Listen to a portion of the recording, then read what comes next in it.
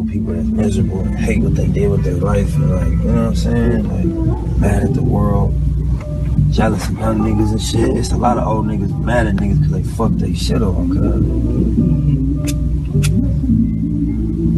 You grew up around these niggas wondering why they was so spiteful toward young niggas. Like, damn, cuz, why you ain't get my age?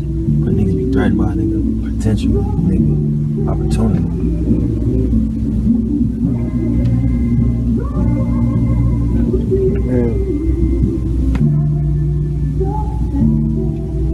And I be so scared for these niggas trick to work on me. And me just, I'm sick, so that's my main motivation. I don't even want y'all trick to work. Welcome to my channel. Make sure you hit the like button, share, and subscribe. I've been waiting for a long time to do this video. I think Black Sam came out with the interview with Big Boy maybe last week sometime, or last weekend maybe, but I've always been very suspicious about what happened with Nipsey Hussle. Now, you have a lot of people speaking on Nipsey, but what they're not talking about is what he was doing for the community. Nipsey was buying up a lot of property in Crenshaw because he was trying to somehow refute gentrification. So he was buying up a lot of property. He was also holding classes every weekend, showing the people in the community, giving free classes, how to do resumes, how to look up things on the internet, and I think he had a few crypto classes as well. So Nipsey was doing a lot, trying to uplift the community as he was uplifting himself. And that is something that I don't think that the people who now control hip-hop wanted. Now, a lot of people were curious as to why Sam waited so long, his brother Black Sam waited so long to say these things. But you have to understand that he's very analytical. He analyzes things, and he knew that there was a bigger machine behind what is taking place. It's not just the people that you see or that are being mentioned. It's the people that are backing them up that he would also have to deal with. Now, the rumor had been that this guy Shitty Cuz shot and unalived Nipsey because he was Nipsey confronted him about being a snitch. But in my mind, I think it was a little different. I think it went this way. I think that this guy Shitty Cuz was sent off as a crash dummy, and I think people were saying that Nipsey was a snitch. It was being said that Nipsey had a big meeting arrangement that was supposed to take place the following day, the next day. He got killed on the 31st. It was supposed to happen on April 1st that he was going to meet with the LAPD. He was also trying to bring peace to the different gangs that were warring with each other out there in LA. So if everybody knew that he was going to meet with the LAPD the next day, wouldn't it be kind of, wouldn't it be a perfect fit for a lie to say that Nipsey is a snitch? The way he kicked Nipsey in the head and all of these things, the way that Sam described how he went and put on a red shirt, and all of these details that people seem to think is not important, it also connects it to something else and something that most of us do not understand. There was a lot going on here. And this picture with him and Lauren, when I saw this photo shoot and I saw that white horse and she was on the white horse, and something about this picture made me feel uneasy. And I remember saying to myself more than once, maybe 3 times, that I hope that nothing happened to Nipsey. But when I saw this picture, I just said sacrifice in my mind. And I know a lot of you say, these people are conspiracy theorists and they're always thinking this and that. But when you study how they move and the way that they live their daily lives and how they use imagery and energy, when you see something like this, it's going to cause an alarm. It's going to give you an alarm. Your radar is going to pop out. So there are some people who are saying that this young lady, Lauren London, was sent off also so that she can bring him into the fold, in which Nipsey had a choice whether he was going to go along with it or not. But he didn't start meeting these Rock Nation peoples and the diddlers and all these different folks that are gatekeepers in the industry until he got with Lauren London. Now, a lot of you may say, so what, what that mean? There's a lot of people in this industry that are there to do certain things, y'all. They're there to lure certain people. They will plant you with someone, send someone at you so that they can take you down. Nipsey was totally independent. Damn near. I guess he thought that would be a good deal. He would get more exposure and probably more money and more opportunities if he got with Rock Nation. But once these guys sign up with these big labels, they just want to own them. They just want to own their talent. They want to own their essence and their aura. And it's like they just see these people as a meal ticket. Now you got these OGs coming home from jail, trying to play catch up, trying to fit in the mix. The things that were available for them before they got locked up are no longer there. There's no big money in the streets no more, where you could just stay away from, have more independence. Even though it was illegal, you didn't have to compromise yourself so much. But now that they have taken the money off the streets, that's why we're seeing so many people compromising themselves. Because there's no really, if you want to see big money fast, that way is not available in the streets anymore, except if you link up with an artist and somehow tie yourself to the industry. So that's where it started to begin to get polluted, because then you got these street dudes in there trying to hustle and get money, and they're not looking at these artists as that's my man and that's my boy, I'm gonna look out for him. They're looking at these people as meal tickets. We see this over and over again. Someone gets popular, their friends want more from them. They're living vicariously through these people. But Big U is constantly, Black Sam said what he said on Big Boy's show, that he felt like protocol that was supposedly supposed to go a certain way, then they all knew that didn't go that way that day. Okay, and that was cause for alarm. Of course, you're going to look at every detail. You're going to look at things that didn't go as it normally should. So Big U was steady saying that he didn't have any parts of this, and he didn't have nothing to lose whether Nipsey was here or not. But then he keeps changing up his story. There's even a video going around where him and some other guys were laughing, saying, "Justice for Nipsey." What's funny about that?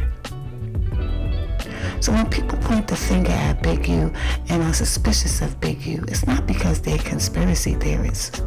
It's because of his actions and the things that he does. He looks suspicious. He makes himself look suspicious. Black Sam said what he said on Big Boy's interview. He never said his name, but now he's making videos and doing appearances and saying and trying to refute everything that's being said.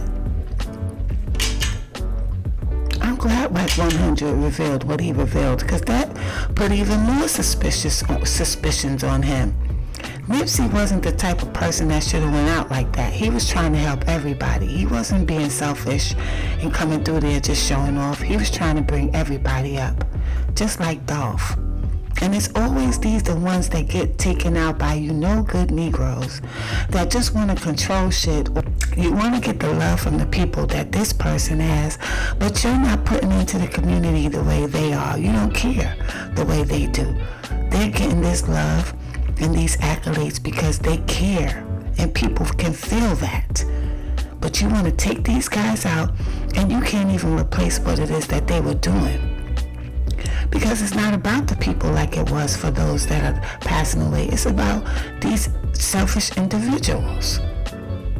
But this guy, Loose Cannon, put a compilation together, and he puts some interesting things in here that I would like to show y'all and discuss with y'all. Check this out. Wouldn't benefit from Nipsey. I didn't have no business with Nipsey. Nipsey ain't signed to me, wasn't signed to me. I don't make no money off the Crenshaw shirts. I don't make nothing off nothing. I create my own. I do my own. And I create it. Next clip. It was recording his own self. Remember that. He did what no other rappers do today. He sold his own music. He sold his own music. And remember, what were the terms of the Sony deal? The Sony deal was we signed straight to Sony. Cinematic Music Group got 20%, 30% everything. I got 15% everything. And The deal fall apart. it never fell apart. The deal never fell apart. It was a 7-year deal. It was a 7-year deal. It was 5 albums, 7 years. We signed, and I had publishing starting in 2009, all the way for 7 years. In 2009, that would put us in 2016. Well, it had to fall apart, or he wouldn't have been able to sign with Atlanta. No, Sony just let it go. We signed to a 10-year production contract, which started in 2009, which would end 2019. crazy. Hello. But I ain't tripping off of that because, it is what it is. But I do have that. You know what I mean? So Wait, so your deal with Nipsey was 10 years? it's 10 years. It was a 10. 10 years, 25% of publishing to Aramis Astrodome. Oh, wow. So 09 to 2019. 09 to 2019. So technically, Victory Lap. Hello. Okay. Wow. Wow. And one of the things was, while the sweater and the crew necks is getting famous, everybody start bootlegging. Like, the Tag Game Marathon, the Crenshaw crew neck is a knockoff, and that was genius. And so now people are like, yeah, that's if it ain't got the marathon on it, it ain't the real one. Hated. He was supposed to do a job, or somebody sent him or whatever, and he was nervous. He was supposed to hit that alley with that red shirt immediately, but he didn't do that. He came in and he wanted to check the scene. He wanted to make sure he wasn't getting into a shooting. So it was a conspiracy. What was a conspiracy? They clearly had a conversation. They clearly was beefing. They clearly grew up together. And it's never seen before. I never met him. Okay. People say something to me about Wack, right? Mm-hmm. Why you don't say nothing to Wack? Well, Wack told his truth. But I can ask his family, why y'all ain't told the people that I ain't had nothing to do with this? When y'all know it. You want me to say something? But how about y'all say something? How about Lauren London, his brother, his mother, and all them say, y'all know this man ain't had nothing to do with it. But you want to say me being quiet on something is me agreeing with it. Well, how about y'all being quiet? Huh? Don't that work the same way? Wow. Be honest with you, why isn't it that they saying nothing? You want this to go like this. When clearly, he wasn't my friend. I didn't grow up with him. He's 25 years old. He's younger than my middle son. They was all friends. They all grew up together. Mm-hmm. They had a conversation. You know what I mean?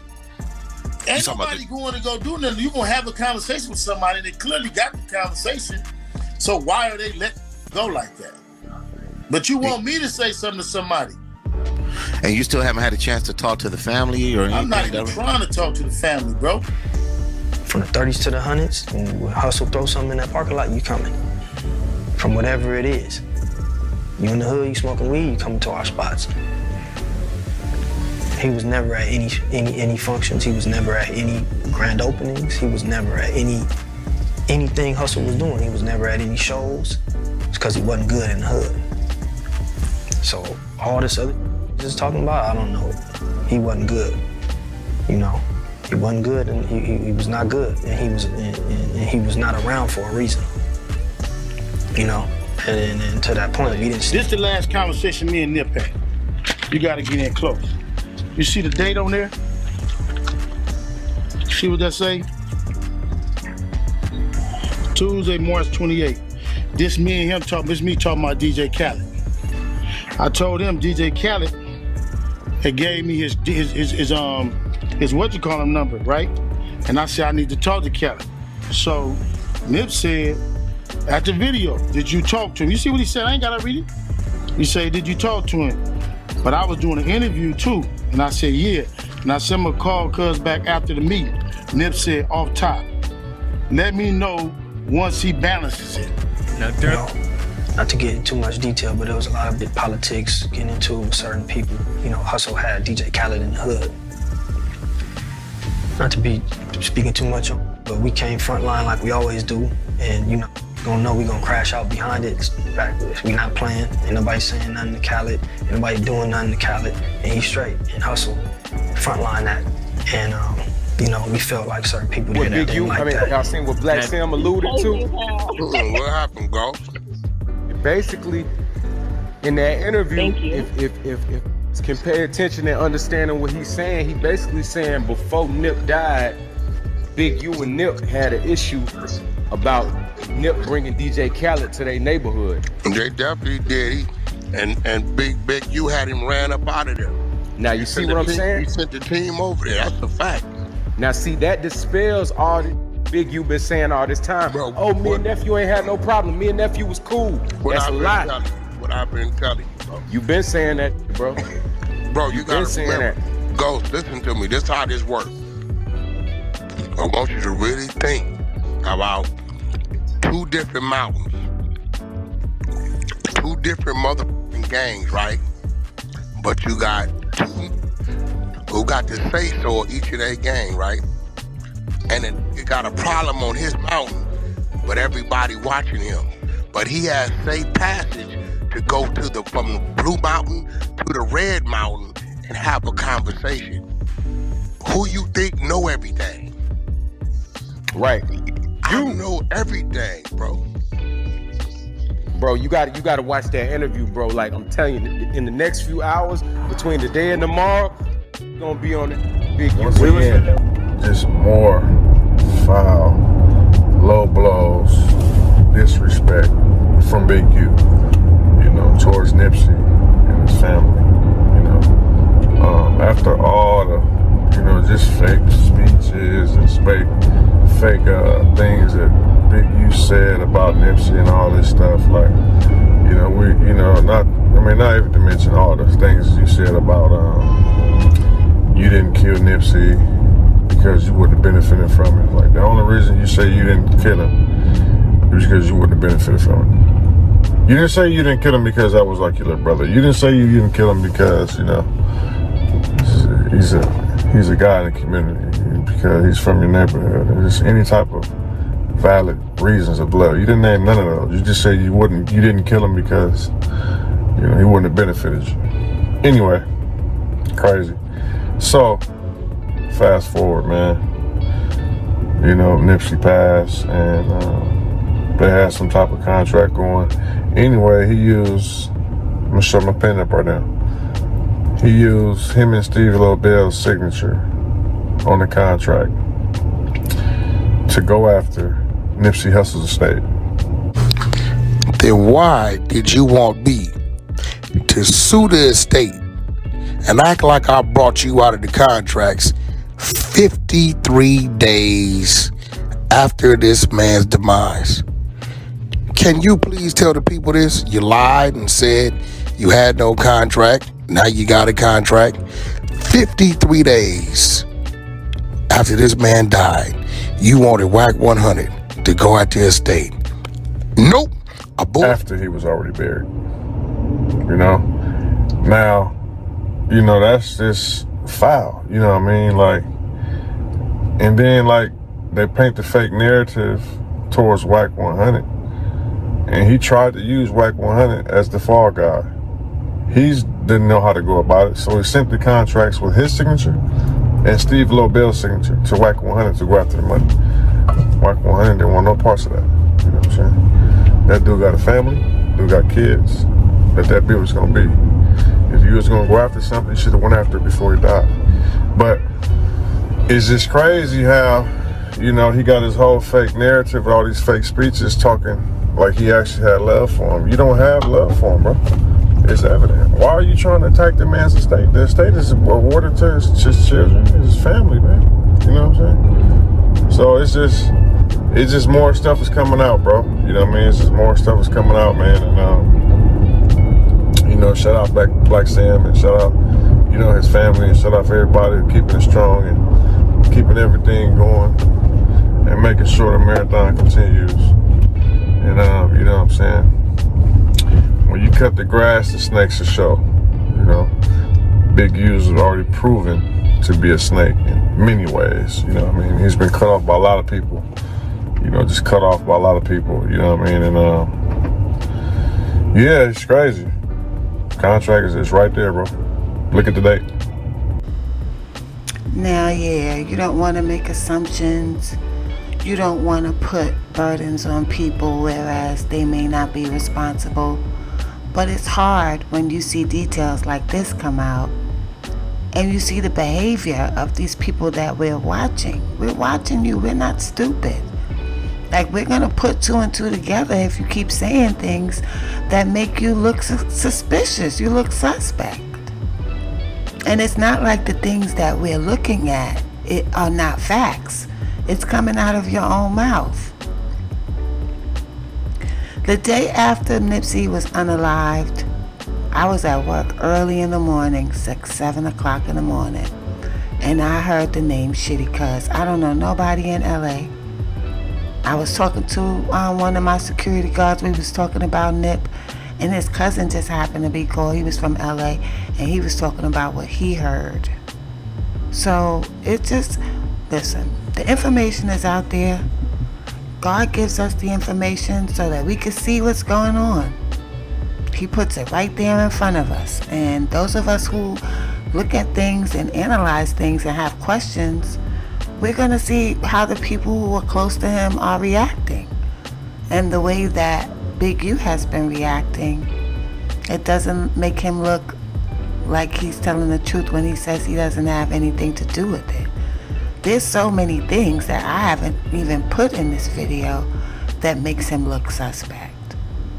And it's coming out of his own mouth, and it's his own behavior. Especially that time when he said justice for Nip, and him and his friends was laughing like it was a joke. So these people are, you know, it just seems like they extort people. They get up there and extort these young men, and these young men are looking up to them. Look at Steve Lobel. He's from Loud. He signed a contract to go after Nipsey's estate along with Big U and tried to get Wack 100 to get involved in it, and Wack said no. Why are you going after his estate? It's not like Nipsey just out of the blue became a star. Nipsey worked hard. He put a lot of work in. Him and his brother came up with plans. They saved money. Black Sam saved $250,000 and buried it. They were motivated. They had a plan. And then imagine if you have a plan with your brother and it starts to come to fruition, and some people are just watching you. They're watching the results, and they just want to take what it is that you have established. Not to mention Big U started a whole LLC. You know, like, you was trying to cash in on this as much as you possibly can. But y'all let me know what y'all think in the comments. Peace and love.